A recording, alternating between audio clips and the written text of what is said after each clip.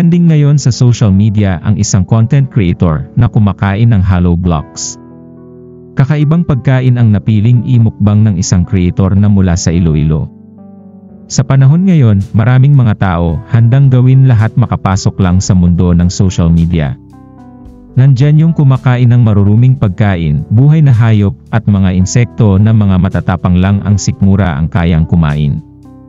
Pero ibahin mo si Manong dahil hollow blocks ang kinakain na may kasamang butter bilang panglasa. Ayon sa kanya, request daw ito ng kanyang mga viewers na kumain at magmukbang ng hollow blocks. Marami namang netizens ang nagulat at nag-alala sa kalusugan nito. Dahil trending nga ngayon sa iba't ibang social media platform, ay may feature siya sa national TV na kung saan ipapakita niya kung paano niya kainin ang isang hollow blocks.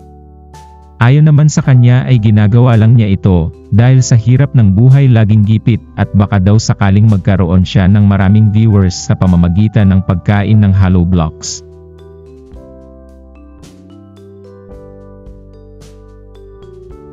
Sa hirap ng buhay ngayon ay hindi mo naman masisisi ang mga tao na kumapit sa patalim dahil sa tingin nga nila na baka sakaling magbago ang kanilang estado sa buhay kung gagawin nila ang mga bagay na hindi ginagawa ng karaniwang tao lang. Nakakalungkot na sa ganitong paraan niya naisip ang paraan para mabago ang kanilang buhay.